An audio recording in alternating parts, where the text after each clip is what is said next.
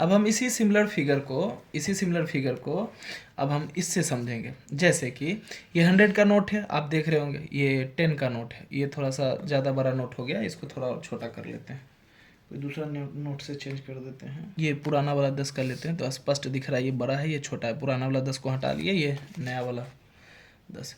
आप देखेंगे कि दोनों फिगर जो है ना रेक्टेंगुलर है, तो रेक्टेंगुलर है तो सिमिलर कहेंगे। और सिमिलर कहे इसलिए कि दोनों रेक्टेंगुलर और उसके 90 डिग्री होने पे, लेटरल साइड 90 डिग्री होने पे, एडजेसेंट साइड 90 डिग्री पे होने के कारण ये सेम जैसा बनता है, तो इक्विएंगुलर है। और मेजरमेंट की बात करें तो ये बात फिक्स है कि इसका जो मेजरमेंट है 100 का ये लेंथ, 10 का ये लेंथ का जो रेशियो होगा वही रेशियो होगा 100 के इस लेंथ का 10 के इस लेंथ से। फिर जो रेशियो 100 के ब्रेड्थ का होगा 10 के बेथ से, ठीक वही उसी रेशियो के बराबर होगा जो ये लेंथ से ये लेंथ का निकला था। तो ये दोनों नोट एक दूसरे का सिमिलर हो गया। अगर यहीं पे हम 100 के नोट के जगह एक और 100 का नोट ले लें, और लेने के बाद अगर हम इसको पूरा इस पर रख दिया और पूरा ढक गया, एक दूसरे को ढक लिया, इसको कहते हैं सुपरपोज करना। अगर ये सुपरपोज कर लिया एक दूसरे को, मतलब पूरा ढक लिया, तो कहने का मतलब इसका मेजरमेंट सेम था और प्लस शेप रेक्टेंगुलर था, यानी ये कन्गरेंट फिगर है। तो 100 का 10 के साथ सिमिलरिटी का रिलेशन है, लेकिन 100 का 100 के साथ क्या है, कन्गरेंट का रिलेशन है। सॉरी, कभी कभी माइंड से निकल जाता है। तो 100 का 100 के साथ कन्गरेंट का रिलेशन, लेकिन 100 का 10 के साथ क्या है, सिमिलरिटी का रिलेशन। तो आई होप कि आप समझ गए होंगे कि सिमिलरिटी जो है उसमें एंगल तो मायने करता ही है, लेकिन उससे ज़्यादा ये मायने करता है कि साइड, कॉरस्पॉन्डिंग साइड के रेशियो फिक्स हों, तो रेशियो बराबर हो, प्रोपोर्शन में हो, ये जानना जरूरी है। तो आइए हम आगे और एक एग्जांपल लेते हैं। और अब हम इस फिगर को देखेंगे, ये भी एनसीईआरटी का वही पेज नंबर 121 का है। अगर इसकी हम बात करें इस फिगर की, तो ये फिगर में ये एक स्क्वायर है और ये एक रेक्टेंगल है, क्योंकि इसका जो ब्रेथ है ये क्या है, वो 3 सेंटीमीटर, लेंथ जो है 3.5 सेंटीमीटर है। और ये जो स्क्वायर है इसका हर साइड क्या है, इक्वल मेजरमेंट का, मतलब 3 सेंटीमीटर का है। तो अभी हमने वो 100 और 10 का जो नोट दिखाया था आपको, ये बताया था कि कैसे शेप एक हो सकता है, एंगल के साथ साथ साइड का रेशियो बहुत ज़रूरी है देखना। यही बताने के लिए हम ये एग्जाम्पल पे आए हैं। अब आप देखें, इसके भी सारे 90 डिग्री हैं, स्क्वायर है, और रेक्टेंगल के भी सारे 90 डिग्री हैं। तो सिर्फ ये इन्फॉर्मेशन ज़रूरी नहीं है कि ये सिमिलर होंगे। मैंने अभी कहा था कि सिर्फ एंगल वैल्यू नहीं रखता है। तो हम साइड के रेशियो का अगर हम देखें तो हम क्या देखेंगे, देखिए जो कोरस्पॉन्डिंग साइड है ए बी, वो उसका रेशियो अगर हम यहाँ पे पी क्यू के साथ देखें तो पी क्यू के साथ क्या बनेगा, 3/3.5 का रेशियो बन रहा। डेसिमल हटा दें, 30 आया, 6/7 में आएगा रेशियो। क्या होगा अगर हम ए डी का रेशियो देख लें एस पी के साथ, एस पी ये इसका कोरस्पॉन्डिंग के साथ, तो 3:3 हो गया, कट के क्या आया 1। अच्छा, अब एक बात बताओ, ये तो रेशियो 1:1 हो गया, रेशियो हो गया 1:1 और ये हो गया 6:7। अब ये किसी भी कंडीशन में सिमिलर नहीं है, ये फिगर इसके सिमिलर नहीं है। क्यों? क्योंकि जो कोरस्पॉन्डिंग साइड के रेशियो थे ये अलग है और ये अलग है, डिफरेंट आ गया, वेरी कर गया। मीन्स अगर हम A B by P Q लिखें तो प्रोपोर्शनल नहीं होगा, A D by S P का सेम रेशियो में नहीं होगा। तो इस बात को ध्यान रखें, पेन डेड कर गया है। हम यही बताना चाह रहे थे कि एंगल बराबर हो सकता है दो डिफरेंट फिगर में, लेकिन सिमिलर है या नहीं है ये तय करेगा उसके कोरस्पॉन्डिंग साइड का रेशियो का वैल्यू। जब कोरस्पॉन्डिंग साइड के रेशियो का वैल्यू हर तरह से सेम ही आए तो वो क्या कहलाएगा, सिमिलर फिगर कहलाएगा। अब आगे, तो हमने ये दोनों फिगर में क्या समझा, कंक्लूजन क्या निकला, कंक्लूजन ये निकला कि इन द टू क्वाड्रिलेटरल्स एक स्क्वायर था और दूसरा रेक्टेंगल था, तो in the two quadrilaterals of corresponding angles are equal, मतलब दो क्वाड्रिलेटरल्स जिसके कोरोस्पॉन्डिंग एंगल इक्वल हैं, but their corresponding sides are not in the same ratio, लेकिन उसके कोरोस्पॉन्डिंग साइड का रेशियो सेम नहीं है ना, नीड नॉट बी सिमिलर, तो वो सिमिलर नहीं होंगे। अब इसका एक और फेज देख लेते हैं। उस फेज में क्या देखेंगे कि रेशियो सेम रहेगा, एंगल बदल जाएगा। अभी हमने क्या देखा था, एंगल सेम था, कोरस्पॉन्डिंग साइड का रेशियो बदल गया था।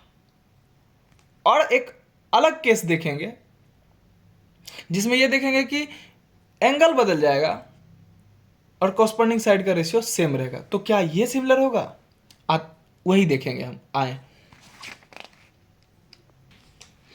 अब अगर हमने बात उसका जो अभी ये जो फिगर देखे थे इसके जस्ट अपोजिट कंडीशन को देख रहे हैं, तो उसमें हम क्या देखेंगे, क्या होगा अगर एक स्क्वायर को कंसीडर करें और एक रोम्बस को कंसीडर करें कि वो सिमिलर होंगे कि नहीं होंगे।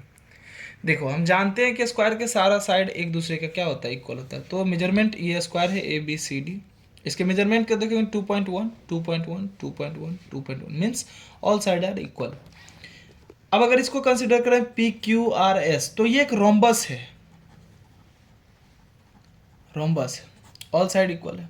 एंगल की बात करें तो ये 90 degree 90 degree 90 degree 90 degree, but ये ऑब्ट्यूज एंगल दिख रहा है, ये भी ऑब्ट्यूज एंगल दिख रहा है। ये एक्यूट मान लो या ऑब्ट्यूज मान लो, एक्यूट पे, हाँ एक्यूट लग रहा है, इसको एक्यूट मान लो। अब देखो हमने कहा ना साइड है ना रेशियो, कॉरस्पॉन्डिंग साइड का रेशियो देख लो AB, और इसके PS का रेशियो देख लो या PQ का रेशियो देख लो। पता नहीं है कौन किसका कॉरस्पॉन्डेंस होगा, क्यों नहीं पता है, क्योंकि 90 डिग्री 90 डिग्री के बीच का 2.1 है, लेकिन इसमें कोई ऐसा मेजरमेंट नहीं है, ये ऑब्ट्यूज एंगल है, ये एक्यूट एंगल है।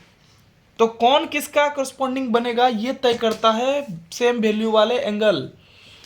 अगर दो एंगल सेम वैल्यू के हैं, उनके बीच का साइड दूसरे फिगर के उसी वैल्यू वाले दोनों एंगल के बीच में कोई साइड है तो उसका कॉरस्पॉन्डिंग कहलाएगा। इसमें तो वो भी नहीं पता चला, फिर भी चलो कुछ ले लेते हैं। AB का कॉरस्पॉन्डिंग मान लो कि हमने PS को माना है, तो 2.1 बाय 4.2 1/2 का रेशियो आएगा।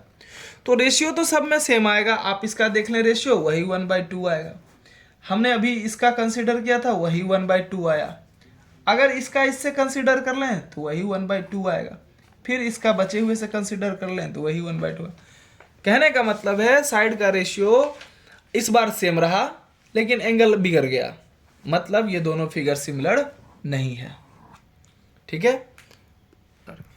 तो इसको जब समझ गए तो अब हम एक्सरसाइज 6.1 की बात करेंगे। ये 6.1 आपको सिर्फ ये इसलिए दिया गया है कि आप आइडेंटिफाई कर पाएँ कि कौन सा दो फिगर सिमिलर होगा, कौन सा दो फिगर कन्ग्रेंट होगा, या सिमिलर नहीं होगा या कन्ग्रेंट नहीं होगा। तो सबसे पहले कह रहा है ऑल सर्कल्स आर कन्ग्रेंट और सिमिलर।